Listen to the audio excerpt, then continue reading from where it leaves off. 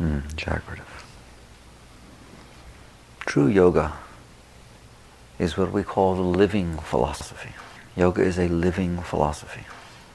To the extent that it is a philosophy at all, to take the deep truths, which are the essence of Buddhism, the essence of Taoism, the essence of the Bhagavad Gita, the deep mystical truths are in non-duality in this union.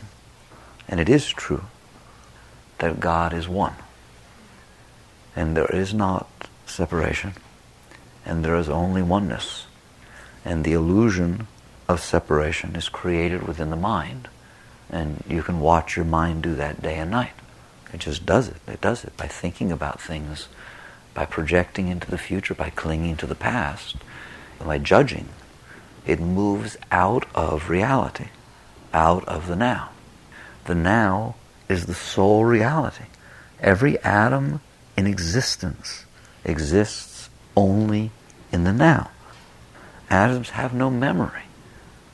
That which existed in the past, even 1 second ago, does not exist now. Everything is in a constant state of movement and flux, and its only state of being is what is manifesting now, period. The stars in the heavens move constantly, and nothing will ever be in the same place again, ever. Even if you say, but it's rotating in the same orbit, but the whole system is shifting. Nothing ever is ever the same again, ever. Not a cell within your body will ever be the way it was a second ago. No thought patterns will ever be the same, ever again. Just look at it.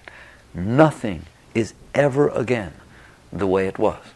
So each moment is the only reality. Once it passes in God time, it's over. It's finished. That is oneness. That is truth. But the mind cannot live that. Just watch, right? The mind is holding on to many, many, many, many, many moments that have passed, isn't it? It doesn't just let them pass, all right? It has all sorts of things that have happened that are still existent to it. There are people who were married, wonderful relationship. Then the person died. But he died 5 years ago, 10 years ago, 15 years ago, 20 years ago. All right? And the whole of their life is still involved in this person and this person's death, even though this person no longer exists. You know, like our grandparents. There's people who live like this. As they get older, they get like this. All right? And they're not living reality. They're not living now. If you go to talk to them, they will only talk to you about memories. They will only talk to you about what happened in the past. They will only talk to you about that which does not exist except in the mind. So now what we have created is an alternate reality. Why is this alternate reality? Because it doesn't exist except in the mind. And the mind had no right to make its own reality. God is making the reality of now, now. And the only way to get away from God's reality is with your mind. And so you cling to the past. Look how much you cling to the past. If that's the truth, that only now is reality and only now exists, I assure you, to that tree, the only thing that exists is now. If it is raining, it's raining. If it's sun, it's sun. All right? If it's dew, it's dew. If it's day, it's day. If it's night, it's night. And that's that. And the tree is just experiencing and living the reality of what exists. Period. So, in our minds, because we have this power of choice, and mind gives that to us, there is no choice. There is only what is happening now. In order to have choice, I swear, just contemplate this. In order to have choice, you must either be dealing with past or future. If I sit there and I say, drum, where's the choice? There's a drum sitting there. What you mean by choice is, do I want it there later? Should it have been put there before? Is it right that it's sitting there? Do I like it? This is all mind stuff, isn't it? Do I like it? Where will it be later? Should it have been put there before? Reality is drum, worst choice. Somebody dies, worst choice. Somebody's born, worst choice. It rains, worst choice. This is why the deep teachings say there is no choice. There really is not. There is only the experience of the moment. All right, since that is so rare that very few people have ever even experienced that. How do you like that? There are very few people that have walked the face of this earth that have ever lived in the now on the earth. That's the funniest statement that I'm embarrassed to say it. Well, where do you live if you don't live on the earth? You live in your thoughts. You live in, well, I don't know if I like this, and I don't know if the drum should be there, and I don't know, red's really not good, it doesn't match the carpet well, and go, what is all that? And I wonder what will happen to that drum later. Will somebody pick it up and not play it well, and maybe we shouldn't leave it there because that could cause a problem. Well, where are you? You're not now, you're not living on the earth. 2 weeks from now doesn't exist. Whoever might pick it up doesn't exist. Do you see this? All right? And so the mind occupies all of our time and all of our space. If you see nothing else but that, and if you see it, you'll be blushing right now. I mean, how magnanimous is this? You're not living life. You're living in your mind. Well, isn't mind life? No, mind is not life. Mind is making up things, isn't it? How do you know what's going to be in the future? You don't know what the now will be in the future. And because you don't know, you make one up, don't you? You make up what it's going to be like. You make up what you want it to be like. You make up what you hope it'll be like. You just make it up. All right? How can you even look into the past and talk about what should have happened or what shouldn't have happened? Who are you, God? The universe unfolds moment by moment, and you're literally, the future I can handle a little bit if you do that. But man, when it gets back to looking into the past and talking about whether something was right or wrong or whether it should have happened or shouldn't have happened, especially the things that you weren't even born yet, and you sit there and get into discussions as to whether this was right or whether this should have happened, who are you? You are somebody who is not living in reality. You are living in mind, and so is everybody else, and therefore you have a basis for these discussions. If we're going to make something up, let's argue about what each of us made up. So all of it is based upon this inability to accept reality, and therefore this movement into the mind opens this unbelievable arena of arguing, discussion, every single thing, all conflict, all emotions, all problems, all of them exist because we live in the mind instead of in reality. How can there be a problem in reality? How many problems are there, in your opinion, since problems are opinions, how many problems are there in your opinion concerning the orbits of the galaxies? I'm waiting. How many problems are there? There are a lot of galaxies, and there's a lot of stars in those galaxies, and these are very, very intricate orbits, and they have all sorts of effects on the whole universal structure. How many problems have you found? How many problems has anybody found in the orbits of all the stars and all the galaxies?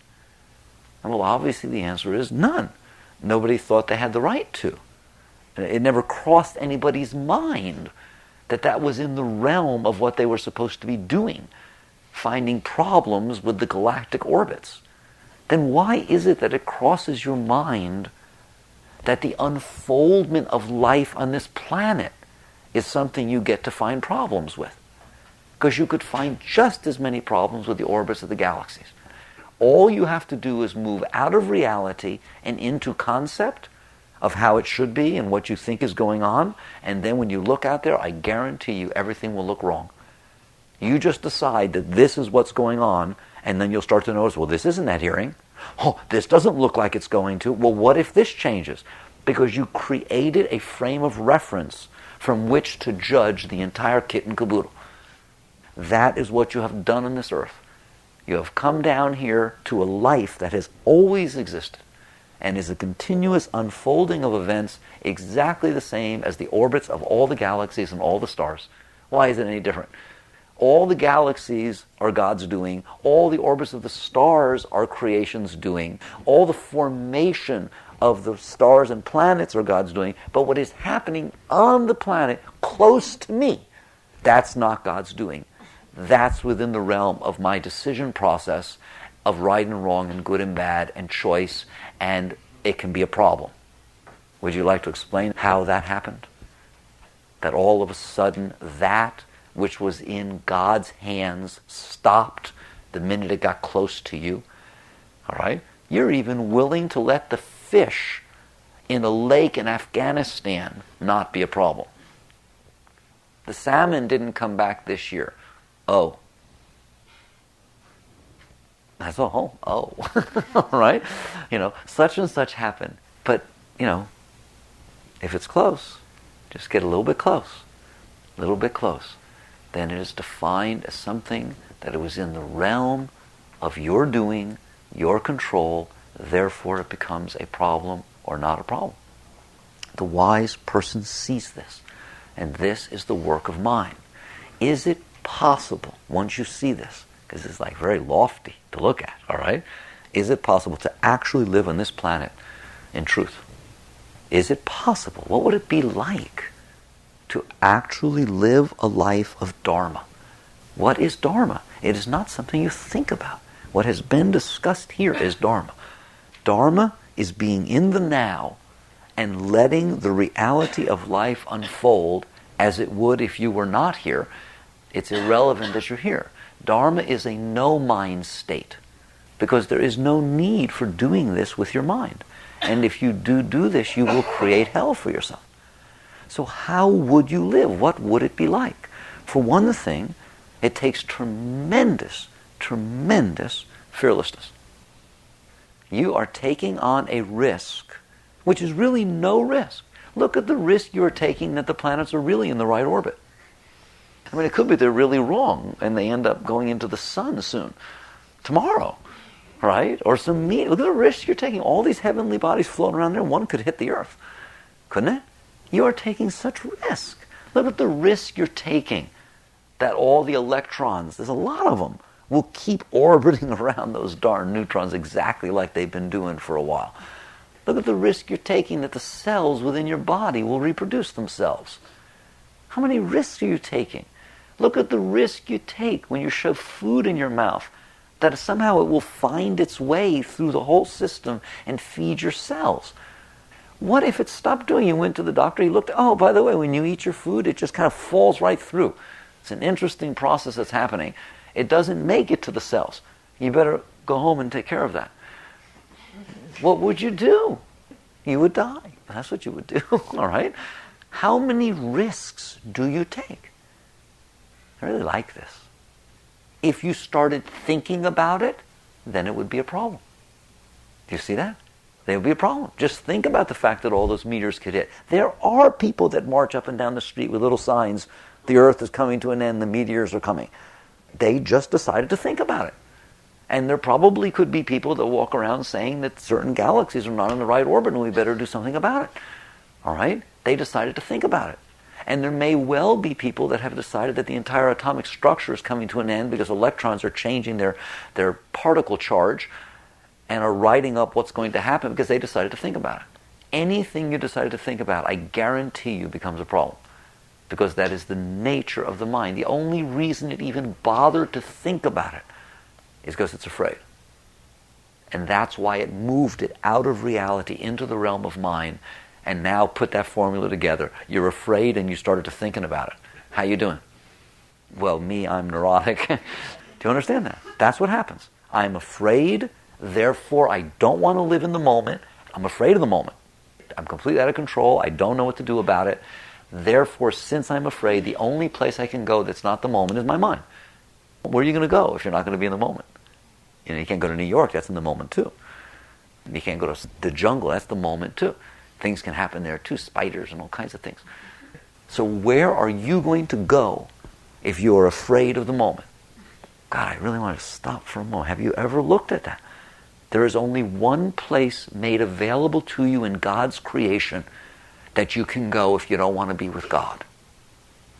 There is only one place made available to you in God's creation that you are free to go if you don't want to be with God's creation. And that is the mind. Do you see that? And that's the ultimate of the example that you were given free will.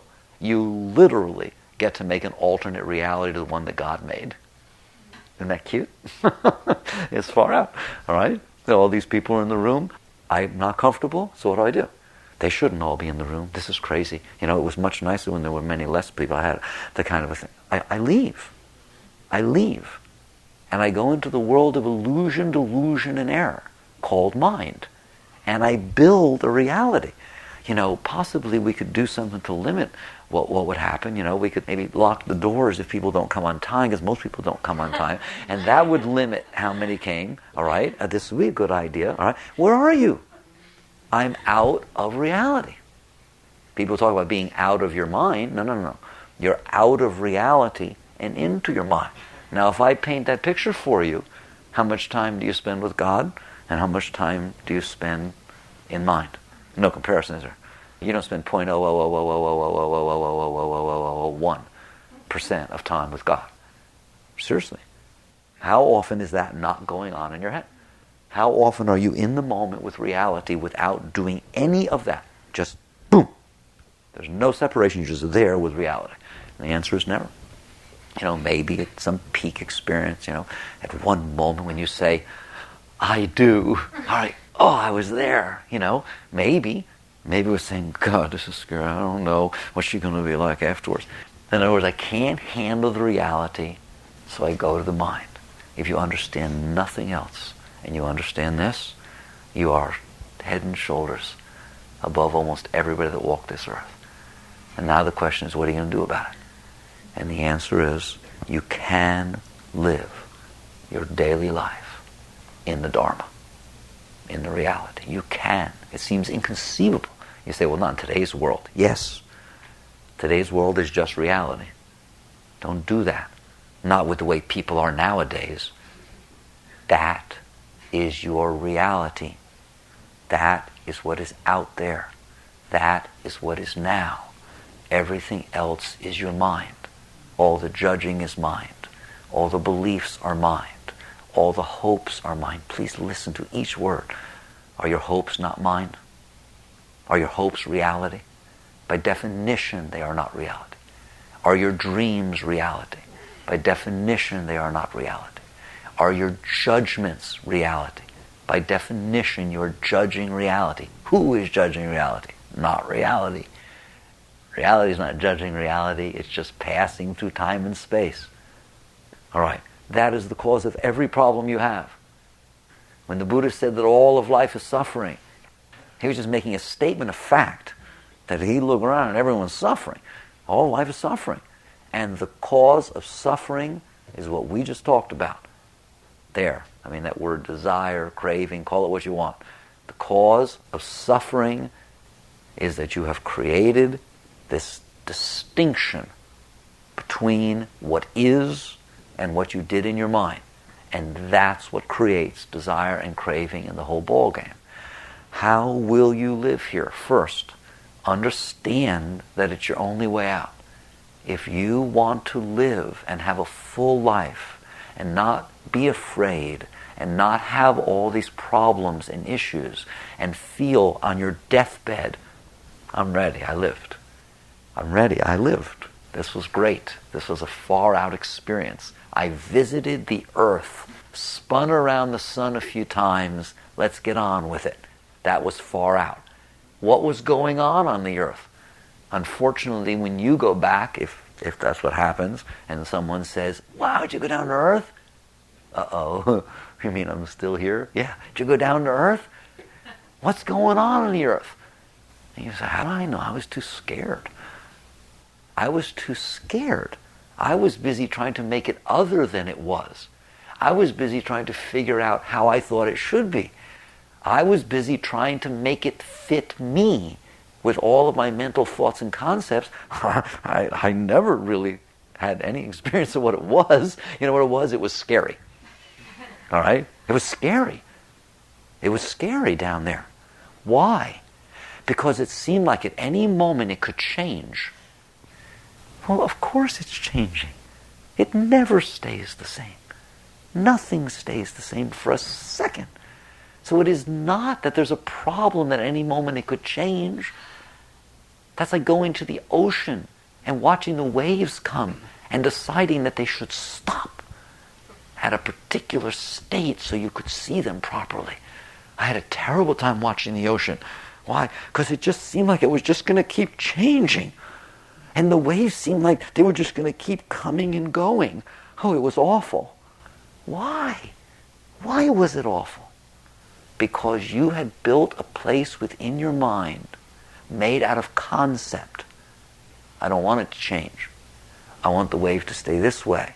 I don't want that to happen. I don't want this person to leave me. I don't want that person to die. I don't want to ever get sick. I don't want to ever need money. I don't want to ever have anybody not like me. In other words, I want to stand in a fixed place in the concepts I made up in my mind, and I want life to be that way. You just stood against all of creation, didn't you? Please listen. So every single bit of this is about coming to truth, coming to Dharma, realizing that if you leave God, you must go into mind. And if you do that at all, you suffer. You suffer because you're out of tune with reality. To stop doing that will be the most interesting process you have ever had. Because what happens is now you spend all of your Shakti, all your energy, your life force, your spirit, trying to make the outside behave. Trying to make everybody fit your concepts, trying to make everybody treat you the way you want to be treated, trying to make sure the future ends up the way you want it to be. And you spend all your energy, every bit of it, day and night, trying to do this. When you understand the teachings, the Tao, the Dharma, then you spend all of your energy trying to not do that. It's like a complete change, and that's when you're on the path. You're not on the path when you made up a very spiritual thing in your mind and decided that lions should lay down with lambs and everybody should be nice to each other and just came up with some nice way that everything should be. That is not spirituality. That is just a nice thought. But it's not reality. So you start using all of your willpower and all of your energy to stop doing that, instead of using all your willpower and all your energy to make it fit what you're doing. That is what it means to get on the spiritual path. In the beginning, you use all your energy. In the end, you do nothing. All right? How do you do that? You face reality. But it's scary. Yes. That's the start. Let it come at you. Let it come at you. You are spinning on a planet around the sun. That's coming at you. All kinds of things are happening to you. Open up. Stop it. You will be scared to death to even entertain that as a way of life. But it is the only life. Because that's what's happening. What will happen if I choose that as my path? You will have all sorts of stuff come up inside of you that is overwhelmingly scary. It used to be everything that was happening outside was scary. Now what's happening outside is just what's happening outside. And you see that really what was scary was what was happening inside. And you were just projecting that to the outside. You have to contemplate that. I won't discuss it. But pay attention. All right? Now that you've decided that the outside has the right to go about its business, that the planets can be where they are and the atoms can do what they're doing and that people can be how they are and that events can unfold as they naturally would. In other words, that God's creation is free to unfold in its dharmic way. Then you will see why you were not able to do that before. Because it will hit all this stuff that's inside of you by opening, and you will feel all this fear and all this anxiety and all these problems. That is the spiritual path. No, I thought it was supposed to be all this light and feeling of complete oneness, and in the end, okay? In the end. But in the meantime, it's like, we were talking last night, on your way to New York, you leave Florida, you make it to Pensacola, into Alabama. So, but where's the big buildings? I thought there were supposed to be big buildings. And then you go to Tennessee. It's like, in the end, there's big buildings. Okay? Along the way, there's this process. And you must be willing to go through this process. What is that process like? Why should I use my words? All right? You must die to be reborn. I die daily. Seems to me some very great people said these words. This is the part of you that dies, the part you've been keeping as your own. You open to God, it hits your stuff, and what do I do about all this fear? Just let go. Let go, that's part of the process. Where do I sit? There is only one seat that is okay as you go through this process, and that is the seat of self. You be the witness. If you're feeling tremendously scared, notice that you're feeling tremendously scared. If there's tendency to go out and try to touch it and get control back, you don't want control. You want surrender. You watch this, and you keep letting go. And that is your spiritual journey. That is the spiritual journey. And every day, as the day unfolds, you will be removed. Truth is an eraser of illusion. You have to realize everything that's going on inside of you, you made up. Because all that's real is reality. And all of this is just what's left over garbage that you did with your mind. It must be undone. So on a daily basis, how do you find God? How do you find Dharma? Little by little, you will not be able to do it all at once. Little by little, accept reality. Accept reality. God, I'm just going to close it. What? People don't know what that means. It means you're driving in your car and somebody cuts you off. What is that? Reality. Somebody told somebody else a lie about you. Big, fat, ugly lie. What is that? Reality. The lie is not reality. No. But the fact that they told somebody was reality. All right? Somebody said they don't like you. Somebody told someone that they told someone that so-and-so doesn't like you. What's that? Reality. Every one of these events that's happening to you is reality. It's God. It's the Leela. It's the dance. Can you handle it? First, accept. It's a game between you and God. First, accept this. Open. And it will change your life if you do that. So don't react and respond. Accept and release. And your spirituality will go very, very, very deep. And eventually you will find out there's nothing wrong with people not liking you. All right? Doesn't mean you have to not like them. Once you're free, there will be no liking or disliking. They will just be experiencing. And there is nothing wrong with people not liking you. That doesn't give you the right to be mean because you don't care whether they like you. You're not doing anything. You're just being. You're just experiencing. And so someone comes and says, oh, these people don't like you. Well, part of the experience. And you just let go of whatever inside is freaking out. And this process of releasing the personal, you will find yourself in God. You will find yourself in God. You will not be able to discuss it. You will not be able to paint a picture. You will not be able to prove anything or do anything, nor would you even care. You will just find God. Because God is what's there when you're not. Jai Gurudev.